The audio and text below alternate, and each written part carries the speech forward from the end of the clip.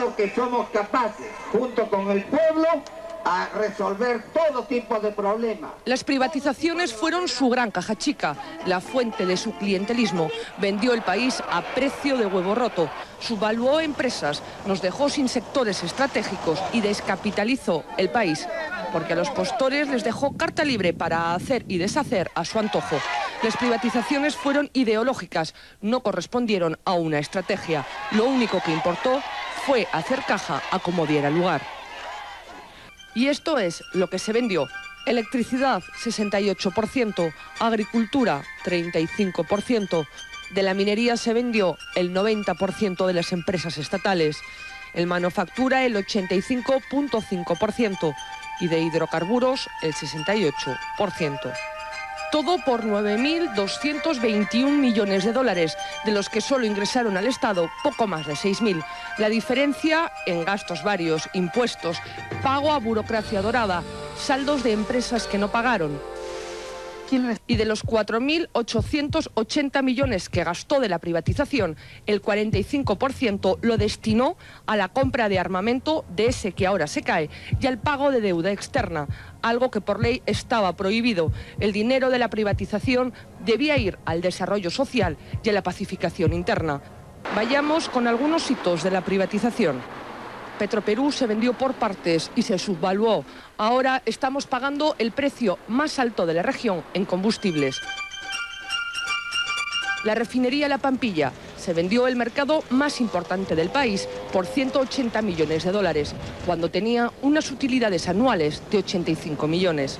Se vendieron los lotes petroleros con reservas aseguradas. Se vendieron los grifos uno a uno, como si fueran papayas. En concepto de alquiler, daban al Estado 38 millones de dólares anuales y se vendieron por 78.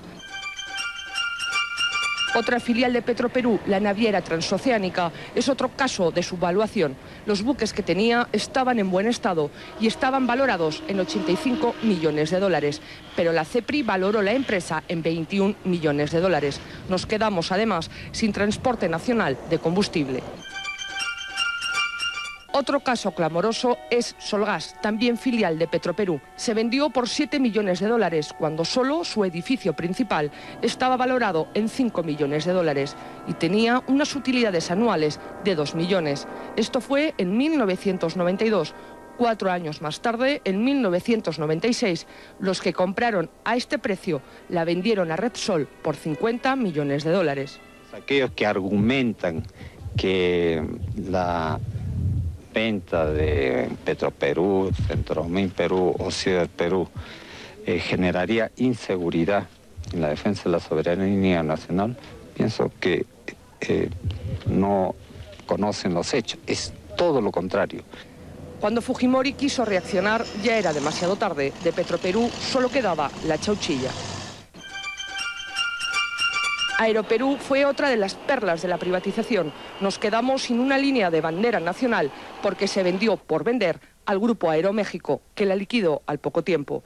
La minería fue sin duda otra de las piezas angulares. Fujimori les dio un marco tributario que hasta ahora es el origen de muchos conflictos sociales. No puso límites a la contaminación. Caso Hierro Perú. Se presentó como el espaldarazo de la privatización.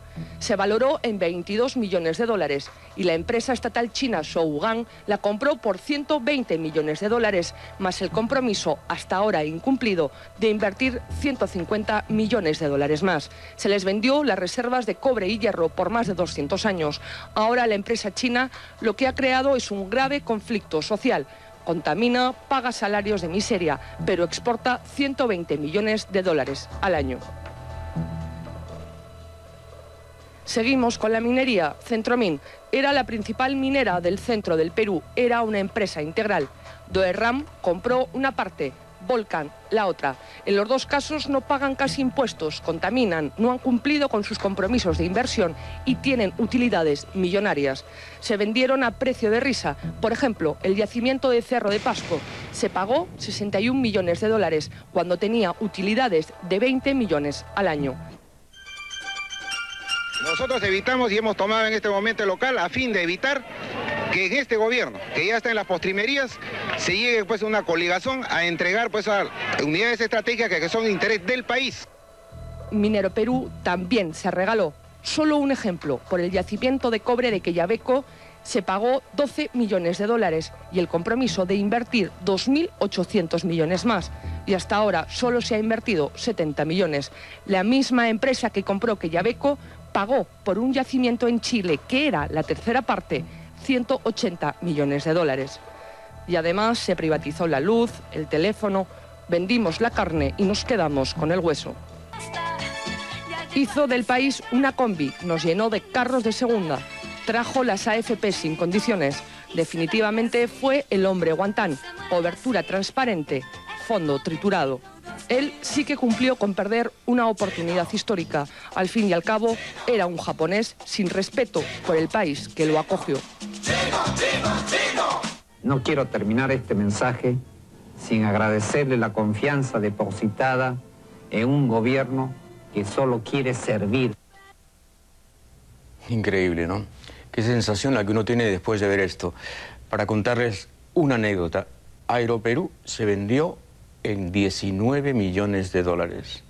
Solo las rutas de Aeroperú, solo las rutas, costaban 120 millones de dólares. Los tramposos mexicanos, los mafiosos mexicanos que la compraron, encima la usaron para lavar dinero y luego la cerraron. Regresamos.